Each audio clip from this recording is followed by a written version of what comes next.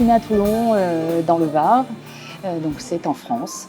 Et d'une maman originaire de Sahara et d'un papa provençal, voilà, donc militaire de carrière. Et mes études musicales se sont faites dans un petit village varois, donc à Soliès-Toucas. Donc des études de piano, de saxophone. Et ensuite la composition qui m'a pris assez jeune, vers les 13-14 ans, l'amour des grands formats d'orchestre, notamment en jazz, donc des années 40-50. Et ensuite, donc, à 17 ans, 18 ans, je suis montée à la capitale, donc à Paris, où j'habite actuellement. La scolarité s'est faite à Toulon, où j'ai passé mon baccalauréat. Donc tout cela en parallèle, à la fois d'études musicales, et puis donc aussi un parcours sportif de haut niveau, puisque j'ai fait du volley-ball jusqu'à 15-16 ans dans un centre régional formation sportive pour le volley. Et ensuite, je dirais que directement après mes études, je suis montée à Paris pour continuer ces études musicales. C'est l'immersion en fait dans cette école, ça a été un pur hasard, le fait d'avoir ces musiciens à la fois professeurs donc présents dans cette école de musique, qui étaient eux-mêmes donc musiciens de jazz, donc qui m'ont inculqué à la fois des rudiments, notamment en rapport avec la musique savante, mais aussi donc avec toute cette tradition du jazz. Beaucoup de sacrifices aussi parce que c'est du travail, on s'éloigne des siens par la force des choses. Et puis il faut faire des rencontres, donc on voyage et on donne beaucoup de soi, je dirais, de temps.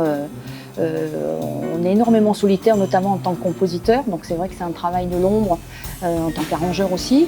Et chef d'orchestre, c'est venu un petit peu dans la continuité, le fait d'être au contact perpétuel des musiciens, l'envie en tout cas je sais pas, de médiatiser, de fédérer un petit peu beaucoup de musiciens et le fait d'avoir, d'être tombée amoureuse de cette musique par le biais des grands orchestres, donc dans lesquels forcément il y a une forêt d'instruments.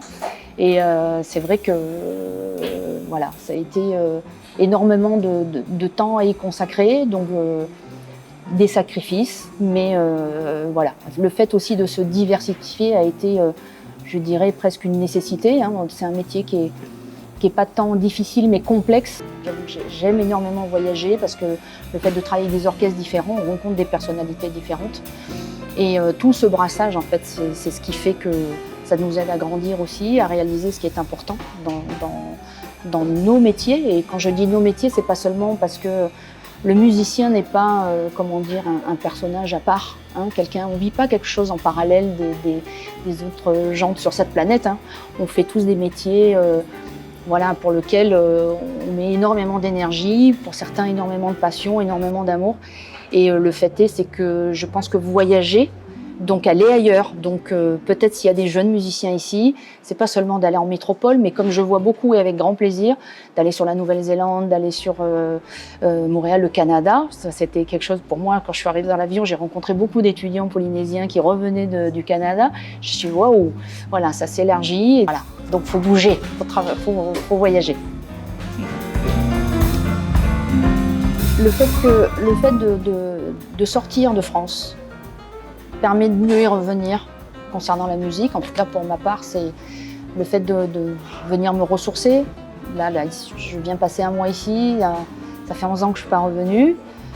Il y a un gros manque. Pour moi, mon cocon familial, c'est vraiment celui du côté de maman. Donc là, de retourner à Taha, ces derniers jours passés là-bas ont été très forts pour moi.